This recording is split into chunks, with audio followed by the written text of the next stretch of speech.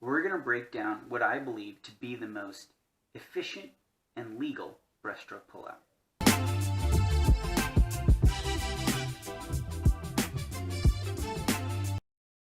Entering the water after a dive in a perfect streamline is vital to maximizing the speed upon entry and the subsequent glide. A great streamline upon entry into the water means that you will maximize your conservation of momentum. While you're in the air after leaving the blocks, make sure that you're getting your body into the streamlined position. Activate that core to make sure that your hips and legs get into streamlined position. The whole body should enter through one hole in the water, and that hole should be as small as possible.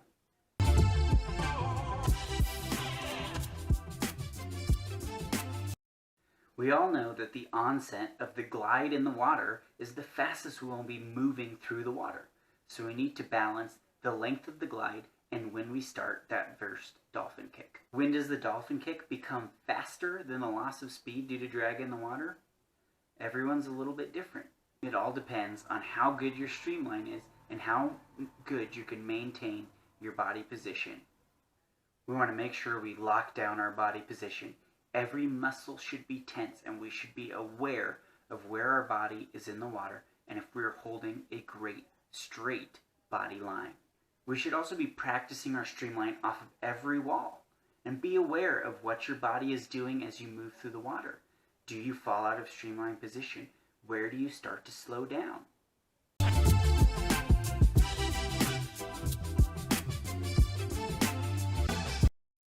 Having a great dolphin kick is essential to maximizing speed and distance traveled during the pullout. We want to start to load the dolphin kick as soon as we feel that our dolphin kick will be faster than the glide that we are coming out of. To load the dolphin kick, we're going to press our hands and our chest slightly down.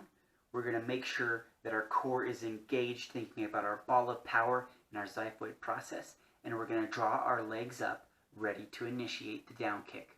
We are then going to use our core to kick down hard, with that kick moving like a wave through our hips, knees, ankles, and finishing at the ends of our toes. We want to make sure, of course, that that movement is staying natural and we're not overusing our hips, knees, and ankles during the dolphin kick. At the full extension of the down kick, we want to make sure that our core is engaged and that we can be prepared to start drawing again for the up kick. The legs should return to the loading position together and straight. And as we're returning to that loading position, you want to make sure that you're feeling water on the backs of your legs and the bottom of your feet.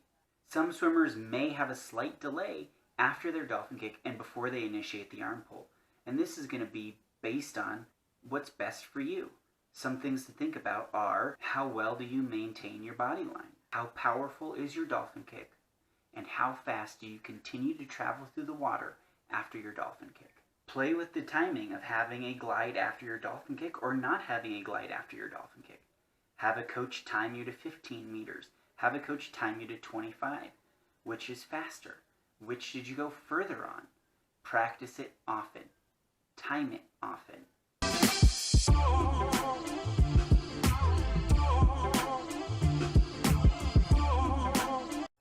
Ideally, we don't want to lose any propulsion from the finish of our dolphin kick to the start of our arm pull.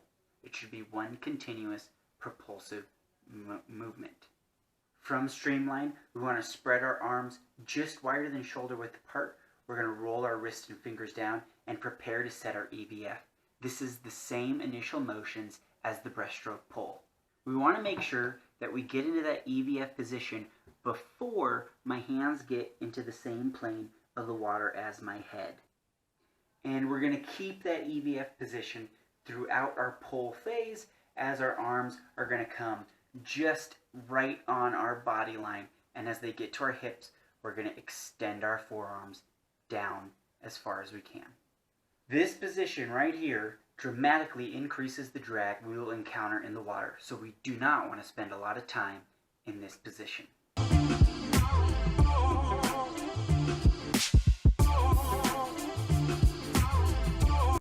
arm recovery and the breaststroke kick are timed, so we're trying to match the propulsive phase of our breaststroke kick to match when our arms are returning to the streamlined position.